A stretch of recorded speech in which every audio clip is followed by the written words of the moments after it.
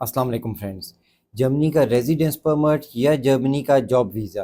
Friends, आप लोग ये जानते हैं कि मैंने जर्मनी पे आज तक कोई बहुत ज़्यादा वीडियोस नहीं बनाई। शायद ही हमारे चैनल पे कोई एक या दो वीडियोस आपको मिलेंगी पिछले 2-3 सालों में जो जर्मनी और उसके वीज़ा से रिलेटेड होंगी। और उसकी वजह है जर्मनी की स्ट्रिक्ट पॉलिसीज़। शेंजन में बहुत आसान कंट्रीज़ भी हैं जहाँ का visa, work permit, residence permit ये चीज़ें निस्बतन आसान हैं, लेकिन जर्मनी एक मुश्किल कंट्री है डॉक्यूमेंटेशन और पॉलिसीज़ के लिहाज से। लेकिन आज जर्मनी के ऊपर वीडियो क्यों बना रहा हूँ, उसकी वजह है फ्रेंड्स आप लोगों के लिए एक ज़बरदस्त अपॉर्चुनिटी जो कि जर्मन अपॉर्चुनिटी कार्ड की शक्ल में है। ये एक जॉब वीज़ा है, एक रेजिडेंस परमिट है। इसमें आपको जॉब ऑफर लेटर की ज़रूरत नहीं है। और सबसे पहले तो आप ये पॉइंट्स का टेबल देखिए, साथ साथ आप देखते जाइए कि इसमें आप कितने पॉइंट्स गेन करते हैं। इसके बारे में मज़ीद डिटेल्स में आगे चल के आपको बताता हूँ, लेकिन पहले आप अपने पॉइंट्स काउंट कीजिए कि इस टेबल में आपके कितने पॉइंट्स बनते हैं। सबसे पहला है अप्लाई विद पार्टनर, कि अगर आप और आपका पार्टनर, आपका स्पाउस दोनों इकट्ठे अप्लाई करते हैं तो उसका आपको 1 पॉइंट मिलेगा। अगर आप अकेले अप्लाई करेंगे तो उसका कोई पॉइंट नहीं है। फिर है प्रोफेशनल वर्क एक्सपीरियंस। 2 साल के वर्क एक्सपीरियंस पे आपको 2 पॉइंट्स मिलते हैं, और ये 2 साल का वर्क एक्सपीरियंस पिछले 5 सालों में आपने दिखाना है। और अगर आप पिछले 7 सालों में 3 साल का वर्क एक्सपीरियंस दिखाते हैं तो उसके आपको 3 पॉइंट्स मिलते हैं। तो आई गेस ये 3 पॉइंट्स तो सभी को मिल जाएंगे। फिर एज, इसमें मिनिमम एज की कोई रिक्वायरमेंट नहीं है, लेकिन अप टू 35 ईयर्स आपकी एज है तो आपको मिलेंगे 2 पॉइंट्स, और 35 से 40 के बीच जिनकी एज है उनको मिलेगा 1 point. Qualification in a shortage occupation, एक शॉर्टेज ऑक्यूपेशन की लिस्ट है जिसमें बहुत सी जॉब्स, बहुत सी पोजीशंस बताई गई हैं कि अगर आपका ऑक्यूपेशन उस लिस्ट में है, आपके पास उसका वर्क एक्सपीरियंस है, तो फिर आपको मिलता है उसका 1 point. Partial recognition of a foreign educational qualification, आपके पास जो भी डिग्री है, जो भी डिप्लोमा है, उसको आपने जर्मनी से रिकग्नाइज़ करवाना है। अगर वो फुली रिकग्नाइज़्ड हो जाता है फिर तो वो एक पूरी स्टोरी ही अलग है, वो मैं आपको आगे चल के एक्सप्लेन करता हूँ। लेकिन अगर वो पूरी तरह रिकग्नाइज़ नहीं होता जर्मनी से, आपकी डिग्री या डिप्लोमा के कुछ पार्ट्स रिकग्नाइज़ होते हैं, आपके कुछ सब्जेक्ट्स हैं वो रिकग्नाइज़ हो जाते हैं और कुछ रह जाते हैं, तो उसको कहते हैं पार्शियली रिकग्नाइज़्ड क्वालिफ़िकेशन। तो उसके आपको मिलते हैं 4 पॉइंट्स। अगर फुली रिकग्नाइज़्ड हो गया फिर तो ये पॉइंट्स का टेबल ही ख़त्म हो जाता है, फिर तो आपको डायरेक्ट ये अपॉर्चुनिटी कार्ड, ये रेजिडेंस परमिट मिल जाएगा। लेकिन पार्शियली रिकग्निशन पे भी आपको 4 पॉइंट्स मिलते हैं। और फिर है लैंग्वेज स्किल्स, जर्मन लैंग्वेज और इंग्लिश लैंग्वेज। अगर बेसिक जर्मन लैंग्वेज लेवल 1 की आपको आती है तो उसके ऊपर आपको 1 पॉइंट मिलता है, लेवल 2 की जर्मन पे 2 पॉइंट मिलते हैं, और इसी तरह अगर आपको इंग्लिश लेवल 1 की आती है तो उस पे आपको 1 पॉइंट मिलता है। और फिर है रिलेशन टू जर्मनी, पिछले 5 सालों में अगर आपने 6 महीने जर्मनी में गुजारे हैं तो उसका भी 1 पॉइंट आपको मिलेगा। फ्रेंड्स, ये टोटल तो 15-16 पॉइंट, 17 पॉइंट शायद बनते हैं। आपने इसमें से कितने पॉइंट गेन किए आप नीचे कमेंट में ज़रूर बताइए। फ्रेंड्स, अब ज़रा बात को समझिए कि जर्मनी का ये अपॉर्चुनिटी कार्ड फॉर 2025, इसकी अपडेटेड रिक्वायरमेंट्स क्या हैं, कैसे इसके लिए आपने क्वालिफाई करना है, कैसे अप्लाई करना है और उसका कितना खर्चा आएगा।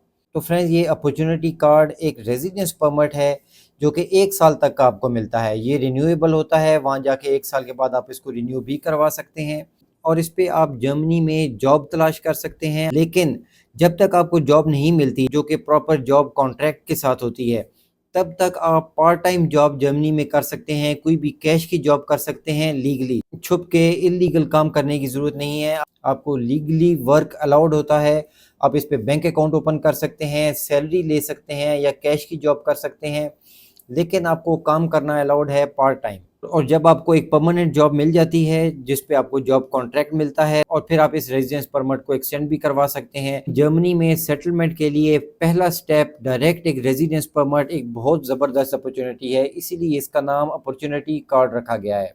अब फ्रेंड्स, जो मैंने आपको पॉइंट्स टेबल दिखाया है इसमें आपको मिनिमम 6 पॉइंट्स रिक्वायर्ड हैं। जिन्होंने भी 6 पॉइंट हासिल किए हैं वो लोग ये अपॉर्चुनिटी कार्ड रेजिडेंस परमिट के लिए अप्लाई कर सकते हैं जर्मन एम्बेसी में। पाकिस्तान, इंडिया, यूएई, सऊदीया, हर जगह पे जर्मन एम्बेसीज इस अपॉर्चुनिटी कार्ड रेजिडेंस परमिट की एप्लीकेशंस लेती हैं। इसका अपना एप्लीकेशन फॉर्म होता है, वो फिल करके आपने सारे रिक्वायर्ड डॉक्यूमेंट्स देने हैं। लेकिन एटलीस्ट आपको 6 पॉइंट्स चाहिए पॉइंट्स टेबल में से, जो कि मैंने आपको स्टार्ट में बताया। अगर आप अपने पॉइंट्स दोबारा काउंट करना चाहते हैं तो यहाँ पे वीडियो को पॉज करके पीछे जाइए, दोबारा से वो टेबल सुनिए और देखिए कि आप उसमें अपने 6 पॉइंट्स कैसे पूरे कर सकते हैं। बाय हुक और बाय क्रुक। हम देसी लोग ज़्यादातर तो क्रुक वाली साइड पे जाते हैं, लेकिन आपको कैसे भी 6 पॉइंट्स इसमें पूरे करने हैं। अब ये कैसे करेंगे, ये आपका काम है। 6 पॉइंट्स पूरे कर लिए तो ये रेजिडेंस परमिट आपका हो जाएगा। अब ये मैंने नहीं देना, ऐसे ना हो कि आप कल को कहें कि भाई मैंने 6 पॉइंट्स पूरे कर लिए, मुझे रेजिडेंस परमिट दो। ये आपको जर्मन एम्बेसी से मिलेगा, उसकी और भी रिक्वायरमेंट्स हैं, पूरी आपको डिटेल्स के साथ बता रहा हूँ। जिनके ये 6 पॉइंट्स पूरे नहीं हुए उनके लिए भी एक ऑप्शन है यहाँ पे। अगर आप ये रेजिडेंस परमिट लेना चाहते हैं लेकिन आप ये पॉइंट्स के सिस्टम में नहीं जाना चाहते, या आपकी एज 40 से ज़्यादा है, या कोई भी ऐसी चीज़ मिसिंग है जिसकी वजह से आपके 6 पॉइंट्स पूरे नहीं हो रहे, तो फिर आपके लिए एक और अपॉर्चुनिटी है, get this residence permit as a skilled worker. Skilled worker के तौर पे आप ये अपॉर्चुनिटी का रेजिडेंस परमिट ले सकते हैं। इसमें ना आपको जॉब ऑफर चाहिए, ना ही कोई एज की रिस्ट्रिक्शन है। तो एज अ स्किल्ड वर्कर ये रेजिडेंस परमिट आपको कैसे मिलेगा? उसके लिए फ्रेंड्स एक ही कंडीशन है कि यूनिवर्सिटी डिग्री और वोकेशनल क्वालिफिकेशन ऑब्टेन्ड और रिकग्नाइज्ड इन जर्मनी। अब इस चीज़ को आपने समझना है फ्रेंड्स, समझ लेंगे तो आपका ही फ़ायदा होगा कि आपके पास जो भी यूनिवर्सिटी डिग्री है या कोई वोकेशनल क्वालिफिकेशन है, कोई डिप्लोमा है, वो या तो जर्मनी से लिया गया हो या रिकग्नाइज्ड बाय जर्मनी हो।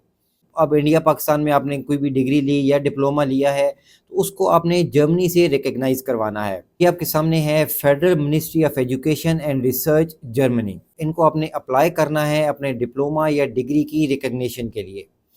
उसके लिए कुछ शायद फ़ीस भी होगी, वो भी आपको पे करना पड़ेगी। जब आप इनको अप्लाई करेंगे तो आपको फ़ीस भी पता चलेगी, लेकिन इसका एक प्रोसेस है। जो भी डॉक्यूमेंट्स हैं आपके पास, ट्रांसक्रिप्ट्स हैं, आपकी डिग्रीज़ हैं या डिप्लोमा है, उससे रिलेटेड जो भी डॉक्यूमेंटेशन है आपने ministry of education in Germany को सेंड करनी होती है वाया कुरियर। तकरीबन 1 महीने का इन्होंने टाइम रखा है डॉक्यूमेंट्स मिलने में। जब आप ऑनलाइन अप्लाई करते हैं उससे 30 डेज़ के अंदर अंदर इनको डॉक्यूमेंट्स मिल जाने चाहिए।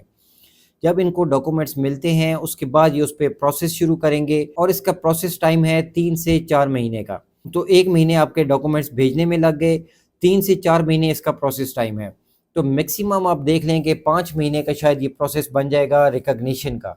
वो इसको रिकॉग्नाइज़ करेंगे और आपको बताएँगे क्या आपकी डिग्री या डिप्लोमा जर्मनी में इक्विवेलेंट है उनकी डिग्री या डिप्लोमा के। अगर तो वो रिकॉग्निशन आपको मिल जाती है तो आपको किसी पॉइंट्स वाले सिस्टम में जाने की ज़रूरत नहीं है।